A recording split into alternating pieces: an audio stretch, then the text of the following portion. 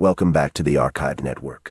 Aurelius here, with Malik, curators of the Treaty Archive. We left Peace of Westphalia last time at the ink is dry, but what comes next for a continent so long at war? Today we pick up where we left off. The autumn of 1648 brings a hush to Europe.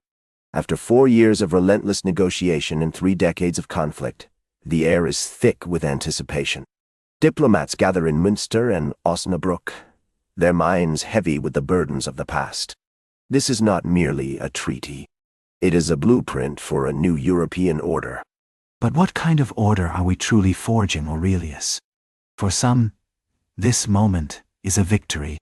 For others, it's a loss, a bittersweet end to suffering. The scars of war run deep, and while treaties may signify peace, they can't erase the pain of the past. The nuanced reality is that not everyone at that table felt they had won. You're right to point that out. Each signature represents a significant shift in power dynamics. France emerges as a clear winner here, gaining Alsace and solidifying its influence in the region. We see this shift play out historically. Empires often expand not just through conquest, but through shrewd negotiation and strategic alliances. It's a reminder that the art of diplomacy can sometimes be as effective as the sword, shaping the map of nations and altering the course of history. But what you call a shift in power, I see as a power grab.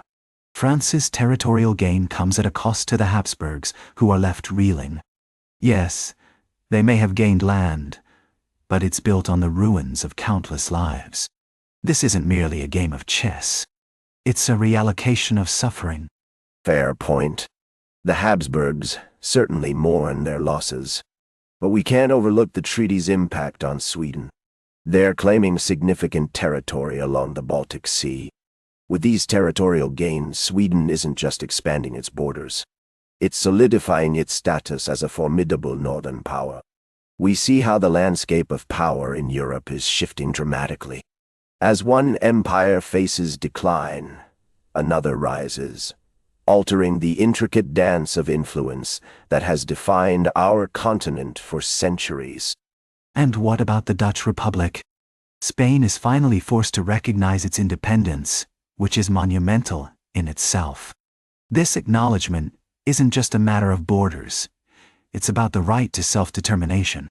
The Dutch have fought tooth and nail for this, enduring so much along the way, and now their struggle is validated. But let's not forget, this victory comes with a heavy price, overshadowed by the losses of countless others who sacrificed everything in this relentless fight. True, the Dutch Republic's independence is a significant milestone, but we must consider the broader implications for the Holy Roman Empire. The emperor's authority is diminished. Over 300 German states now gain their sovereignty. This is a radical shift in the balance of power, one that fundamentally alters how Europe operates. We're witnessing the fragmentation of authority. When empires lose control, we see new alliances form and old rivalries reignite.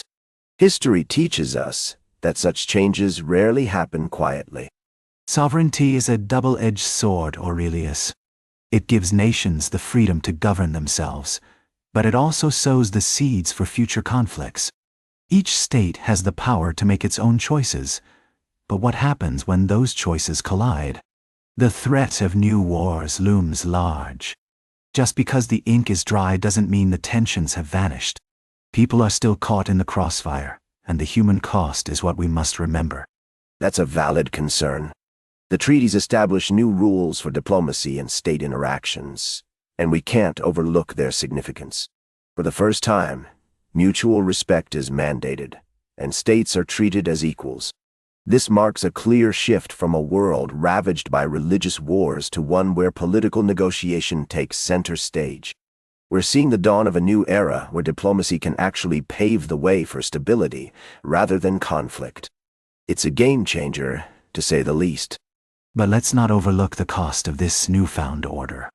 The Holy Roman Empire has to pay reparations to Sweden, and that's not just a number on a ledger. Fortresses will be demolished, armies disbanded, and people will lose their livelihoods. This doesn't just symbolize peace. It represents a dismantling of power structures that countless individuals relied on for stability. It's a harsh reality for those left behind, struggling to navigate a world that suddenly changed around them. And yet, we must acknowledge the cycle of rise and fall. Empires crumble and then rebuild, often from the most unexpected places. The treaties may seem harsh in the moment, but they lay the essential groundwork for a more stable future. People across Europe are beginning to dare to hope that recovery is within reach. Perhaps, just perhaps, the long nightmare we've endured might finally be coming to an end, allowing us to envision a brighter tomorrow. Hope is fragile, Aurelius.